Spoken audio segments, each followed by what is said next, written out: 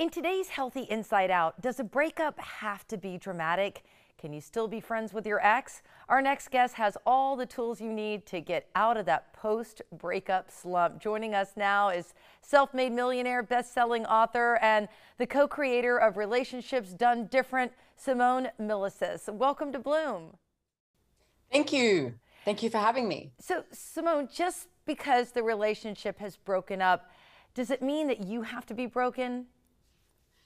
No, and look, I think this is one thing that so many people look at. A relationship breaks up and then they do this trauma and drama of, now that I'm broken, but it's just the relationship. It's like you still have you.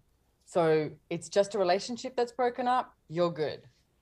And I know one of your top pieces of advice is maybe to look at the gratitude and acknowledge, hey, you were with this person for, a reason. Maybe you try to remember those times. Yeah, exactly. Look, I think relationships should be a choice, not a necessity. So if you get to that point where the relationship is done, then what if you could, be together and sort of say, hey, look, have we done what we were meant to do together? And is it time to move on? And celebrate, have a bottle of champagne together and be grateful for all the times that you did have together that were awesome. Because this is your life and there's so much more available. That is really good advice. But what if your partner cheated or the breakup was super nasty? Sometimes people have a hard time finding that gratitude. Well, what if you were grateful that the relationship was actually done? Because if someone's cheating on you, then do you actually want to be with that person anyway? So I know that a lot of the times people sort of start to go into the story of that. But what if you were grateful that you actually know, and then now what else is possible? Like, move on. The world gets better. Your life gets better, everything can be greater, but that has to be your choice. You have to choose it.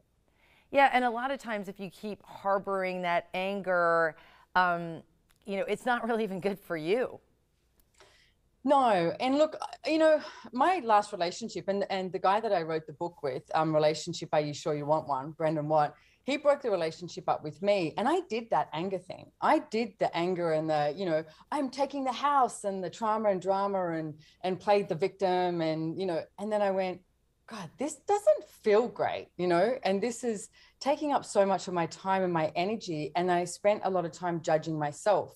So when I realized I was choosing that, I went, okay, enough. I'm not going to choose that anymore. I'm going to choose something different. And I'm grateful for the relationship we did have. And now what else is possible? Like, you've got to be in question of what else is truly possible beyond this. So you're saying life goes on, like, don't stop living. Yeah, absolutely. Don't stop living. I mean, one of the things that I did, like, I used to go away, on ski trips with my partner all the time. So obviously now I wasn't going on a ski trip with him. So I booked a trip with my friends because I still wanted to go skiing. I didn't want to have my life as anything that was less than or lacking. So it's sort of like expanding your horizons. Like, what else is possible? Look beyond that. What would you like to choose? Like, start reevaluating your life. What actually works for you? And then the holding on to the grudge, I mean, that in itself takes so much energy. It really does. And like I said, I did that and I chose that. And I was so angry for quite some time, or quite some time means a few days. And then I eventually went, this is taking up so much of my time. I'm done. I don't want to be angry anymore. And I would actually like to create something different. So that's when my ex-partner and I actually sat down and we went, well, what would we like from each other? And we asked each other to write down 3 things that we would like. And number one on the top of the list was friendship. So we went, okay, let's actually work on our friendship and see where we can go with that. Because we still liked each other. We just didn't want to be in a relationship anymore. Well, what about, the couples where that one person is like, okay, I'm going to try to find the gratitude. I'm going to try to think about the good times and even wish you well. And you're still met with that constant resistance.